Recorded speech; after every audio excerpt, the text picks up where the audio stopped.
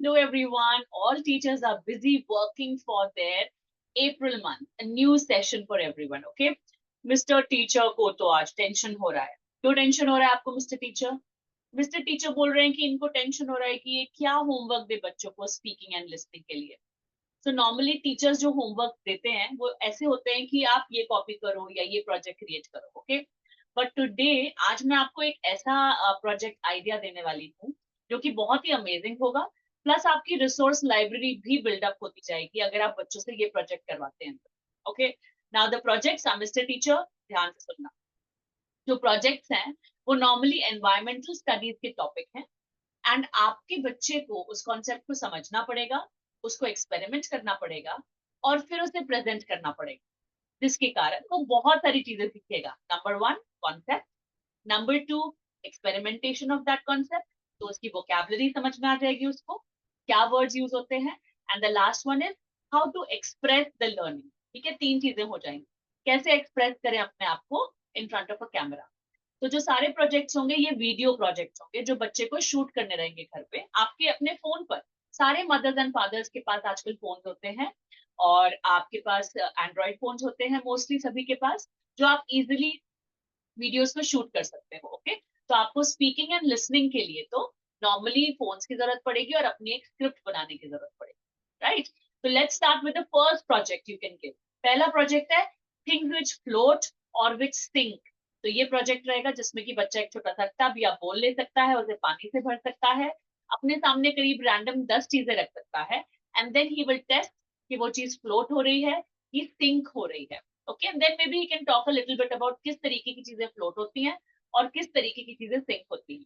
अगर आपका बच्चा थोड़े बड़े स्टैंडर्ड में है तो वो प्रिंसिपल ऑफ फ्लोटिंग के ऊपर भी बात कर सकता है कि क्या ऐसी चीजें हैं जो चीजों को ऊपर रखती हैं पानी के, और क्या ऐसी चीज होती है जो उसे नीचे तक ले जाती है.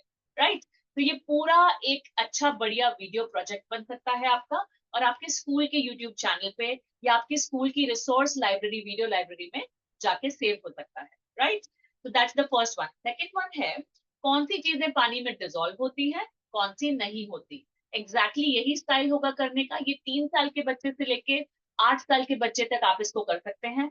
इवन एल्डर किड्स को भी आप ये प्रोजेक्ट दे सकते हैं. Right, next one is green bin और ब्लू बिन में कौन सा ट्रैश आइटम जाता है. वी ऑल नो कि एनवायरमेंटल फ्रेंडली ड्राइव शुरू हुई है आजकल क्लेanलीनेस की. वो ये है कि ग्रीन बिन में हम लोग हमेशा गीला कचरा डालते हैं और ब्लू बिन में हम हमेशा ड्राई कचरा डालते हैं. तो जो हम पेपर में पढ़ते हैं क्यों ना हम उसे प्रैक्टिस करें. तो बच्चा अपने सामने 10 चीजें रख सकता है ट्रैश और वो दिखा सकता है क्योंकि जो फ्रूट्स हम खा के कचरा करेंगे वो हम कौन से वाले बिन में डालेंगे, ग्रीन बिन में. ब्लू बिन में क्या जाएगा, जो हमारे चिप्स के पैकेट होते हैं वो जाएंगे या फिर जो हम ग्रोसरीज लेके आते हैं उसके पैकेट होते हैं वो जाएंगे. इस तरीके से वो अपनी भाषा में एक्सप्रेस करके हमको प्रोजेक्ट सबमिट कर सकता है. राइट, एंड ओपनिंग उसकी कैसे करनी है, क्या बोलना है, स्टार्टिंग में इंट्रोडक्शन कैसे देना है, इसमें बस आपको थोड़ा सा बच्चे को गाइडेंस देना पड़ेगा जो आप लिख के भेज सकते हैं या आप भी वीडियो रिकॉर्ड करके भेज सकते हैं, एग्जाम्पल वीडियो, जिससे कि पेरेंट्स और जो बच्चे हैं वो सीख सकते हैं. Right, let's go to the third project. Third project basically grammar project है जिसके अंदर बच्चे ऑपोजिट्स, सिनोनिम्स, कलेक्टिव नाउन इन सबको स्टडी कर सकते हैं और छोटे छोटे कार्ड्स क्रिएट कर सकते हैं. नाउ कार्ड्स इस तरीके से क्रिएट करेंगे कि वो ऐसे फ्लैश करेंगे और पीछे उसका आंसर लिखा हुआ होगा. तो बोलेंगे what is this, a collection of monkeys is called a bunch. Okay, इस तरीके से आप कर सकते हो. या फिर what is the opposite of open, close.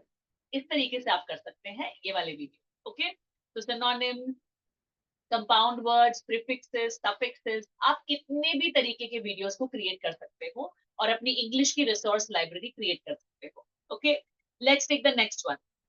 जो हमारा नेक्स्ट प्रोजेक्ट है वो है कि कोई cooking recipe.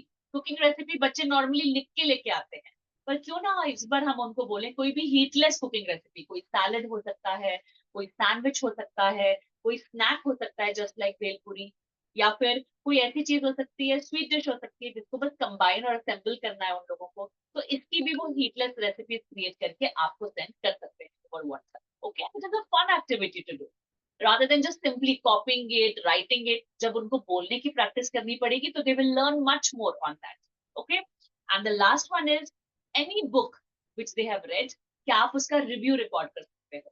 Okay, so during the whole summer vacation उनके पास एक प्रोजेक्ट रहेगा कि कोई भी एक स्टोरी उनको रीड करनी है और उसके बाद उसका रिव्यू सबमिट करना है वीडियो फॉर्म में कि ये स्टोरी में क्या है, कैरेक्टर्स कौन कौन से हैं, उनको क्या चीज सबसे अच्छी लगी स्टोरी के बारे में, क्या वो ये रेकमेंड करेंगे बुक दूसरे अपने क्लास के स्टूडेंट्स को या फ्रेंड्स को, और क्या उनके फ्रेंड्स रीड करेंगे और क्यों रीड करना चाहिए उन लोगों को, एक जनरल रिव्यू कि और क्या हो सकता था इस स्टोरी में।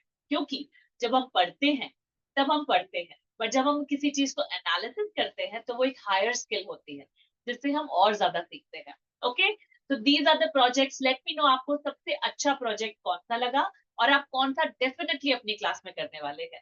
या ये प्रोजेक्ट सुन के आपको भी कोई आइडियाज आए होंगे जैसे लिविंग नॉन लिविंग थिंग्स का, या फिर इलेक्ट्रिसिटी से क्या रन होती है और क्या इलेक्ट्रिसिटी से नहीं रन होती है, या कौन सी मशीन्स होती हैं। बहुत सारी चीजें हैं जो हम इस प्रोजेक्ट के पार्ट को मतलब इस प्रोजेक्ट के भी हम पार्ट्स बना सकते हैं, राइट?